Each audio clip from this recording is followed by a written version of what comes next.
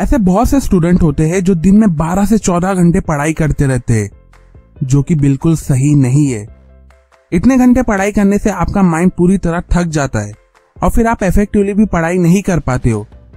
लेकिन फिर भी कई बार हम खुद को इतने घंटे पढ़ाई करने के लिए फोर्स करते रहते हैं। क्यों? सिर्फ और सिर्फ एक ही रीजन की वजह से कि हम कम टाइम में ज्यादा से ज्यादा सिलेबस कंप्लीट कर सके। लेकिन जिस स्टडी मेथड को हम फॉलो करते हैं और जिस तरह हम पढ़ाई करते हैं, स्पेशली एग्जाम के वक्त, उससे पूरा सिलेबस तो दूर, हम आधा सिलेबस भी कंप्लीट नहीं कर पाते। हम नॉर्मली जो स्टडी मेथड को फॉलो करते हैं उसे हार्ड स्टडी मेथड कहते हैं, जिसमें हम ज्यादा टाइम में बस थोड़ा सी ही सिलेबस कवर कर पाते हैं। लेकिन एक्चुअली में एग्जाम के टाइम हमें स्मार्ट स्टडी मेथड को फॉलो करना चाहिए, सो डेट हम कम टाइम में ज्यादा से ज्यादा सिलेबस को कंप्लीट कर सके। इसलिए आज के वीडियो में मैं आपको 7 स्मार्ट स्टडी टिप्स बताऊंगा, जिसकी हेल्प से फिर आप कम टाइम में ज्यादा सिलेबस कवर कर लोगे और खुद को एग्जाम के लिए एकदम परफेक्टली प्रिपेयर कर लोगे। So let's begin with the first tip. Tip number 1, study smaller portions at one go. कोई भी सब्जेक्ट हो, हर सब्जेक्ट का सिलेबस बेसिकली बिग और स्मॉल चैप्टर्स का मिक्सचर होता है। अब ज्यादातर स्टूडेंट्स क्या करते हैं, वो हमेशा पढ़ाई स्टार्ट करते हैं बिग चैप्टर से, क्योंकि उसका वेटेज ज्यादा होता है। लेकिन इसका इम्पैक्ट ये होता है कि वो चैप्टर कंप्लीट करते वक्त हमें इतना टाइम लग जाता है कि बाद में हम बहुत ही ज्यादा थका हुआ और लो फील करने लगते हैं, जिसकी वजह से फिर हम कंटिन्यूसली पढ़ाई नहीं कर पाते। इसलिए जब भी आप एग्जाम के लिए पढ़ाई स्टार्ट करो तो हमेशा सबसे पहले छोटे चैप्टर्स पढ़ना शुरू करो। इसके पीछे एक्चुअली में 2 बेनिफिट है। पहला, कम टाइम में छोटे चैप्टर्स पढ़ने से आपका 40 से 50% सिलेबस इजीली कंप्लीट हो जाता है।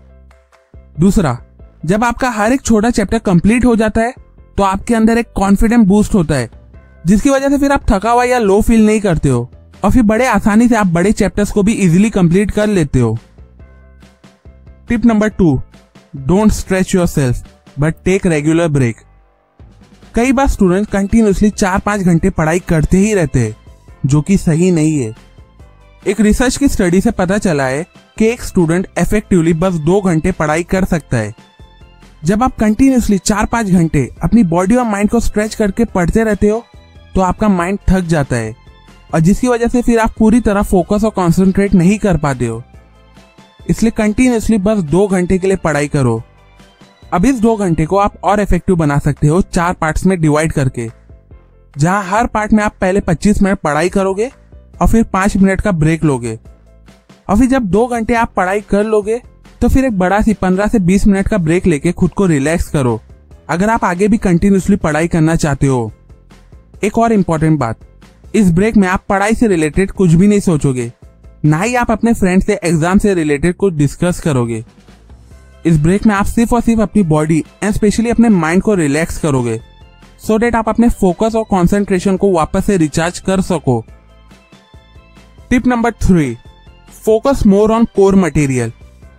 यहां कोर मटेरियल का मतलब है बेसिक कॉन्सेप्ट। देखो, क्वेश्चन पेपर में जितने भी क्वेश्चंस आते हैं उसमें से 80% का डायरेक्ट या इनडायरेक्ट कनेक्शन कुछ बेसिक कॉन्सेप्ट से होता है, जैसे कि principles, theorems, formulas, important diagram etcetera.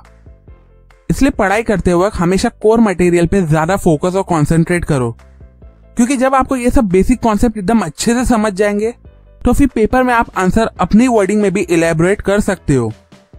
More over, last year के क्वेश्चन पेपर से आपको इंपॉर्टेंट क्वेश्चंस का एक ओवरव्यू मिल जाता है, इसलिए उसको जरूर रिफर करो। एक और इम्पोर्टेंट बात, उन क्वेश्चन पे ज्यादा टाइम स्पेंड मत करो जो लेस इंपॉर्टेंट है या जो रिपीटेडली एग्जाम पेपर में नहीं आते। Tip number 4, switch between subject categories. पढ़ाई स्टार्ट करने से पहले आपको एक स्टडी शेड्यूल बनाना होगा, जिसमें आपको हर सब्जेक्ट को बेसिकली 3 कैटेगरीज में डिवाइड करना होगा और टाइम टू टाइम इन कैटेगरीज में दिए गए सब्जेक्ट को स्विच करते रहना होगा। पहली कैटेगरी है मेमोरी डिपेंडेंट सब्जेक्ट्स की, जिसमें आते हैं बायोलॉजी, हिस्ट्री, ज्योग्राफी जैसे सब्जेक्ट्स, जिसमें आपको बहुत ही ज्यादा मेमोराइज और रट्टा मारना पड़ता है। दूसरी कैटेगरी है प्रॉब्लम सॉल्विंग सब्जेक्ट्स की, जिसमें आते हैं मैथ्स, फिजिक्स, अलजेब्रा, ज्योमेट्री जैसे सब्जेक्ट, जिसमें आपको बहुत ही ज्यादा दिमाग लगाना पड़ता है। तीसरी कैटेगरी आती है इंटरप्रिटेशन सब्जेक्ट्स की, जिसमें आते हैं आपके लैंग्वेज वाले सब्जेक्ट्स जैसे कि इंग्लिश, हिंदी, मराठी एक्सेट्रा। जिसमें आपको ग्रामर और पैसेज टाइप क्वेश्चंस पे ज्यादा फोकस करना पड़ता है। सब्जेक्ट्स को अलग अलग कैटेगरीज में डिवाइड करने का बेनिफिट ये है कि आपका माइंड बिना कंफ्यूज या मगडअप हुए सिर्फ और सिर्फ एक टाइप के कॉन्सेप्ट और सब्जेक्ट पे फोकस कर पाएगा। और फिर कैटेगरी में डिवाइड करने से आपको सब्जेक्ट स्विच करने में भी डिफिकल्टी नहीं होगी। Tip number 5, always learn and right. बहुत से स्टूडेंट्स की हैबिट होती है कि वो आंसर रीड करते वक्त इंपॉर्टेंट पॉइंट्स को हाईलाइट करते रहते हैं, जो कि बहुत ही अच्छी बात है। लेकिन जब आप आंसर रीड करते वक्त वही इंपॉर्टेंट पॉइंट्स को लिखते भी जाते हो तो इससे आपको 2 बेनिफिट मिलता है। पहला, इंपॉर्टेंट पॉइंट्स लिखने की वजह से आपकी इनडायरेक्टली एक पर्सनल नोट्स प्रिपेयर हो जाती है, जिसे आप एग्जाम लिखने से पहले क्विकली रिवाइज कर सकते हो। दूसरा, आंसर पढ़ते वक्त जब आप उसे लिखते भी जाते हो तो वो आंसर आपके दिमाग में एकदम फिक्स हो जाता है और ज्यादा दिन तक भी याद रहता है। इसलिए always learn and right. Tip number 6, revise with in 24 hours. Exam के टाइम ऐसे बहुत से चैप्टर्स होते हैं जो हम फर्स्ट टाइम पढ़ते हैं। अब जो कि ये चैप्टर्स हम बहुत ही कम टाइम में रैप अप किए होते हैं तो चांसेस बहुत ज्यादा होते हैं कि हम इसे जल्दी भूल जाएंगे।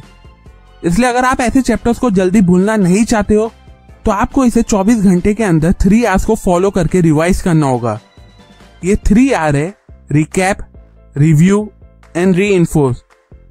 ये 3 आवर इसलिए इंपॉर्टेंट है क्योंकि आप कम टाइम में हर एक आंसर को इजीली कवर अप कर सकोगे। अकॉर्डिंग टू साइंस, अगर आप 24 घंटे में हर एक आंसर को वापस से रिवाइज नहीं करोगे तो 80% चांसेस ये है कि आप वो आंसर भूल जाओगे।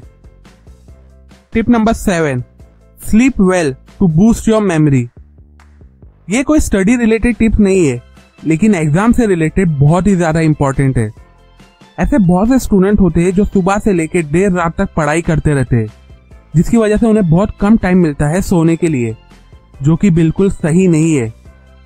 एग्जाम पेपर लिखने से पहले आपका माइंड एकदम फ्रेश होना चाहिए, जो आप रात में 7 से 8 घंटा सो के ही कर सकते हो। एक बात याद रखिए, एक अच्छी नींद की हेल्प से आप अपने पढ़ाई के वक्त की शॉर्ट टर्म मेमोरी को एग्जाम टाइम में लॉन्ग टर्म मेमोरी में कन्वर्ट कर देते हो। इसलिए रात में 7 से 8 घंटे जरूर सो डेट आपके ब्रेन में आपका दिन भर का याद किया हुआ एकदम फिक्स हो जाए। सो टू कंक्लूड, ये थे वो 7 स्मार्ट स्टडी टिप्स जिसकी हेल्प से आप एग्जाम से कुछ दिन पहले कम टाइम में ज्यादा सिलेबस कवर अप करके खुद को एकदम परफेक्टली प्रिपेयर कर सकोगे। अप टू एंड, अगर आपको इस वीडियो में बताई गई टिप यूजफुल लगी हो तो इस वीडियो को जरूर लाइक करो। और अगर आप ऐसी स्टडी रिलेटेड और बुक समरी टाइप वीडियोस देखना चाहते हो तो मेरे चैनल को जरूर सब्सक्राइब करके रखो और बाजू में दिए गए बेल आइकॉन पे भी क्लिक करो, सो दैट आप मेरे एक भी न्यू वीडियोस की नोटिफिकेशन को मिस ना करो। And finally, thanks for watching.